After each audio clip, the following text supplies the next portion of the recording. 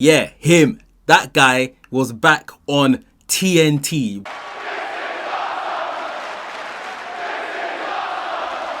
What's up, maniacs? My name is Mex. I'm a wrestling fan, a wrestling enthusiast, a WrestleManiac, if you will. And today we are discussing AEW. AEW Dynamite was back on our screens and we had a really good show, and we had a shock surprise. We knew we were going to get a special guest in the debate segment of the show.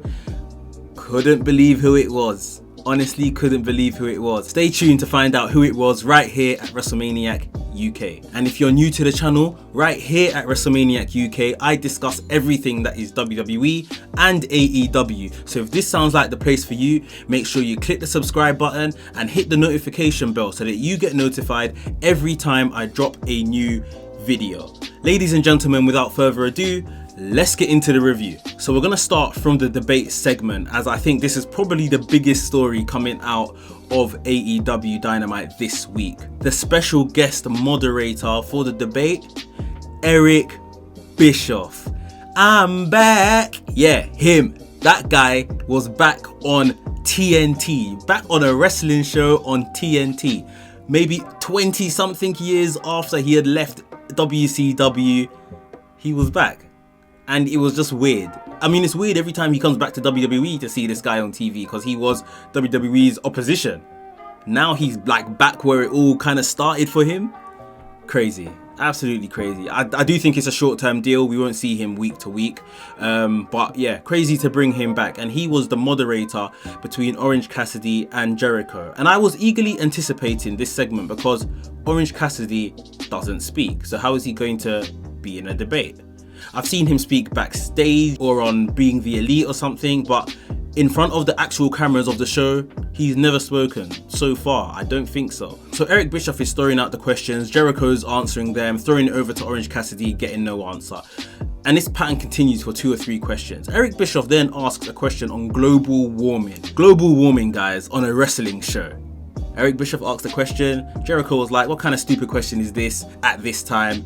Orange Cassidy takes the mic and spills out the biggest jargon about sea levels and global warming that I've ever heard in my life. I have no idea what he said. It sounded like he was reading it. That's how well he said it. Maybe he was reading it. Maybe he had something on his little pulpit thing, and obviously he was wearing sunglasses so he couldn't see.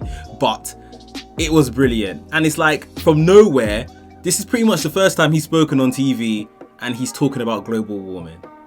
Brilliant. But even after the debate was finished, Cassidy cut a hell of a promo on Jericho and said, look, I basically have nothing to lose here. What happens if you lose, Chris Jericho? What happens if you lose to the man that puts his hands in his pockets? And this really fired up Jericho, made him a bit embarrassed to even look like, and him and Jake Hager laid an attack on Orange Cassidy. Jericho laid out Orange Cassidy with a Judas effect before best friends ran to the ring to help. So next week we are getting Jericho versus Orange Cassidy, and they put a stipulation, I think $7,000 compensation or something like that, which was the cost of Chris Jericho's jacket that Orange Cassidy spilled all the juice on.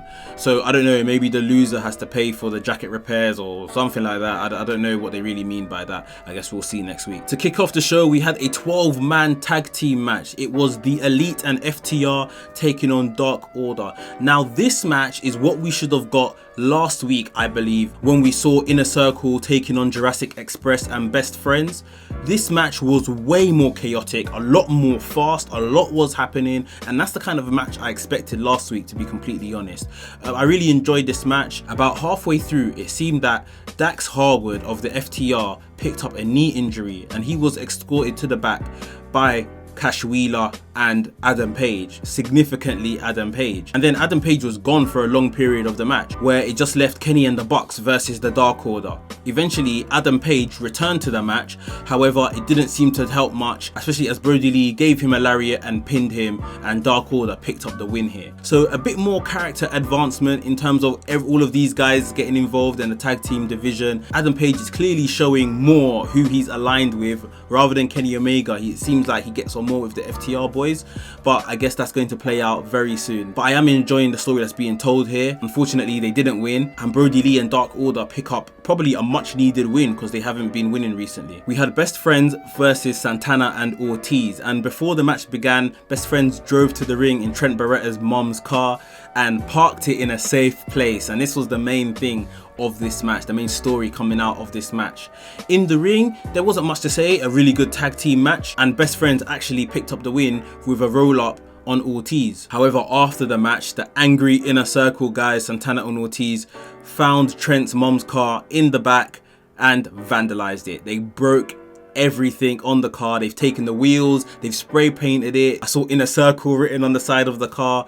All the glass was broken. So after all, where the car was parked was not a safe place. And it was really funny when Best Friends found out this was what had happened to the car. Trent Barretta was challenging them to a match next week, I think, and saying that after we beat you, I'm gonna call my mom and you're going to apologize to my mom on speakerphone. So I guess this is a bit of a comedy angle currently, but we're getting a good match out of it and a good little feud, so can't complain. Before we get on to the rest of the review, guys, if you are enjoying the show, please make sure you leave a like, hit the thumbs up button. I thoroughly appreciate it and it does wonders for this channel. We had a little segment of MJF showing off his headquarters being his office where he's running his campaign, his election campaign from, and he was definitely healing it up a bit more now.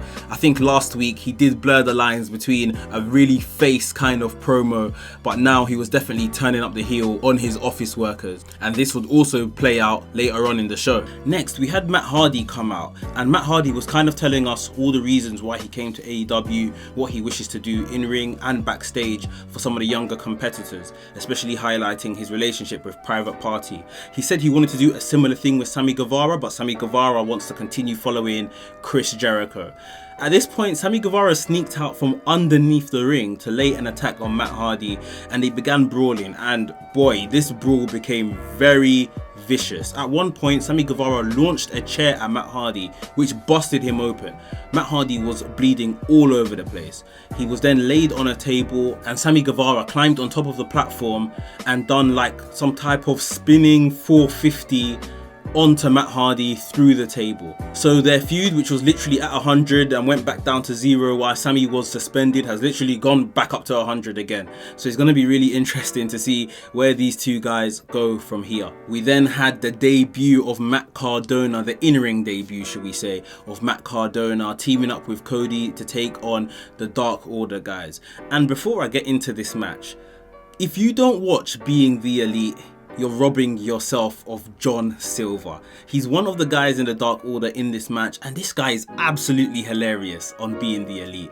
I think they need to consider either breaking him away from Dark Order or kind of showing his personality within Dark Order on TV, because I'm sure it will get him over, maybe even get the Dark Order more over. He is absolutely hilarious on Being the Elite. The match they had here, the tag team match, it was nothing special. It was a solid performance, especially for Matt Cardona. Obviously, this was his debut. They want to make him look good. Delivering the radio silence, formerly known as the Rough Rider, and got the pin. Like I say, a pretty unspectacular match. It followed the regular format. Cardona was outside, gets the hot tag, and then finished off the match. What was super interesting and got me pumped, absolutely pumped, I couldn't wait, as you see Cody and Matt Cardona leaving the ring and entering back into the entrance tunnel, you see a figure there, and as the camera gets closer and the figure starts walking out, it is Scorpio Sky, and he was there to tell Cody, you see this TNT championship?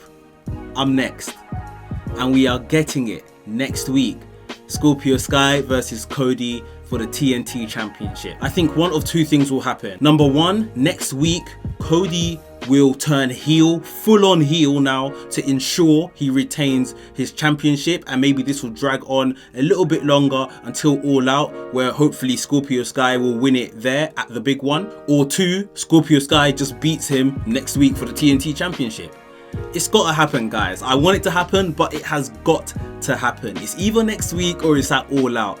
Either way, I don't really mind. I guess in terms of a bit of a story aspect, Cody turning heel, maybe we'll see the whole forging of the Four Horsemen thing come into fruition, and then him losing it at All Out.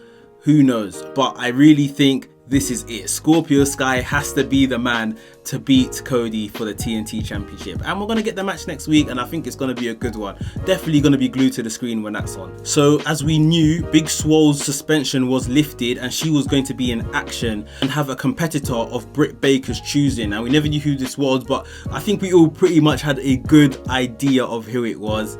And yes, it was Reba, Britt Baker's number 2. Reba was shocked when she heard her name be called. She didn't even know how to get into the ring apparently. Eventually got in, and when the match kicked off with Big Swole, it was pretty much one-way traffic. It was really funny when Reba went up to the top rope, was shaking. She came down to the middle rope and delivered a moonsault to nobody. And yeah, from there it was pretty much academic, and Big Swole got the win. So I guess at All Out we are looking at Britt Baker versus Big Swole. And although I know Britt Baker is a very large fan favorite, I think Big Swole's been doing some really good work, and it's going to be a bit funny if Big Swole doesn't beat the woman coming back from injury at All Out. That's all I'm going to say. It's not really going to make a lot of sense, especially because Big Swole's been so heated. She kind of needs to win this match, and I'd like to think the natural story would be that she wins this match.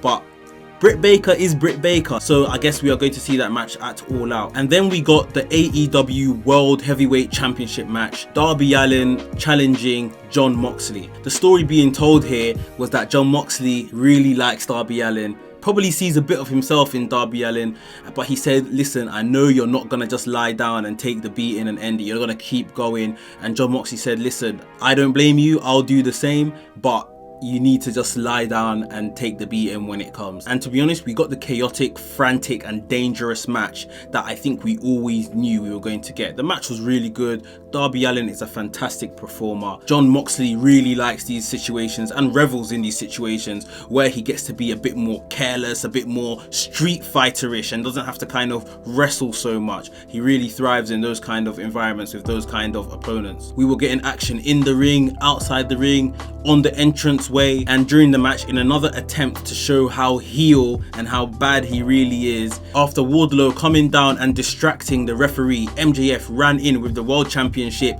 hit Jon Moxley over the head with it, and ran out the ring on the other side, completely busting open Jon Moxley. Darby Allin hit a coffin drop but didn't get the 3. It was actually so close, but it didn't get the 3. After some more near falls and a paradigm shift, Jon Moxley retained the title. So it was a really good match like we knew we were going to get. Again, because MJF had his request for the world title match at All Out given to him, we knew we were most likely going to get Jon Moxley versus MJF there. So I guess it made this result a bit predictable. However, the match was still really good. And yeah, now we're on a collision course. MJF, Jon Moxley World Championship in probably about 4 weeks time. Should really be a good match. Is Jon Moxley going to win here? We've got Wardlow out on the side, and MJF has been doing some really good work. So it's going to be interesting to see the build of this and to see if we can predict what is going to happen. Do you guys think MJF will win the title? Put your comments down below. And that is it, guys. Another episode of AEW Dynamite in the books. I guess all roads at this point is leading to All Out, so some of the stories are really going to start picking up and we're going to start seeing that card develop. So I can't wait to see what we're going to get on September the 5th. Again, guys, if you enjoyed today's review, please make sure you give me a thumbs up, and if you're new here, welcome to the channel. Make sure you hit the subscribe button and hit the notification bell so you get notified every time I drop a new video. WrestleManiac UK signing out, and I'll see you soon.